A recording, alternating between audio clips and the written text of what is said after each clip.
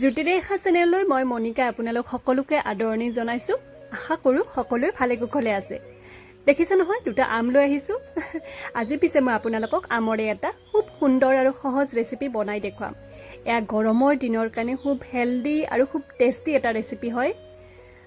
বলকচোন প্ৰথমতে চাই লওঁ কেনেকুৱাকৈনো বনাব পাৰি, তাৰপিছতে আপোনালোকে বনাব পাৰিব নহয় জানো।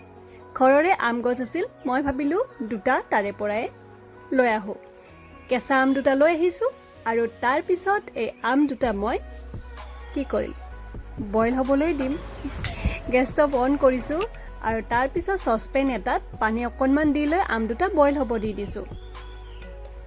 আপোনালোকে চচপেনত নিদি কুকাৰতো দি দিব পাৰে, কম সময়তে হৈ যাব। মই পিছে পাহৰিয়ে গ'লোঁ যে কুকাৰতো দিব পাৰি, পিছতহে মনত পৰিল। আম দুটা সুন্দৰকৈ বইল হৈ গৈছে আৰু এতিয়া অকণমান সময় ঠাণ্ডা হ'বৰ কাৰণে ৰাখি দিছোঁ।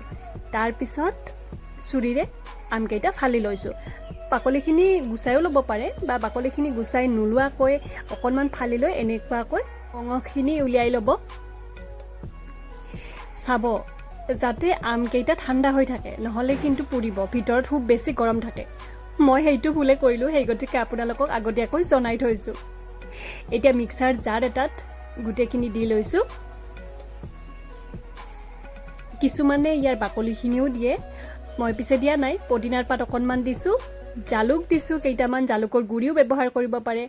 আধা কাপ চেনি লৈছোঁ, আমটো টেঙা হ'লে কিন্তু বেছি ভাল হয় দেই। এয়া জিৰা গুড়ি লৈছোঁ, ক'লা নিমখ লৈছোঁ। এতিয়া এইখিনি ধুনীয়াকৈ পেষ্ট বনাই ল'ম।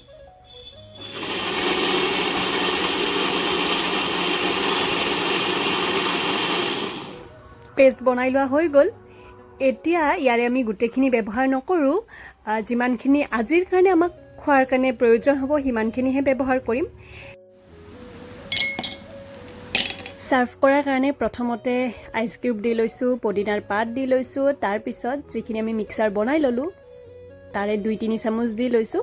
বাকীখিনি ফ্ৰিজতে ৰাখি দিম। এসপ্তাহলৈকে আপুনি বিন্দাছ ৰাখি দিব পাৰে আৰু তাৰপিছত যেতিয়া খাব মন যায় তেনেকুৱাকৈ খাই থাকিব পাৰে। এতিয়া ঠাণ্ডা পানী দি লৈছোঁ, ক'লা নিমখ দি লৈছোঁ, ধুনীয়াকৈ এইখিনি মিক্স কৰি দিম। আৰু এয়াই আমাৰ ৰেডি হৈ গ'ল আম পান্না।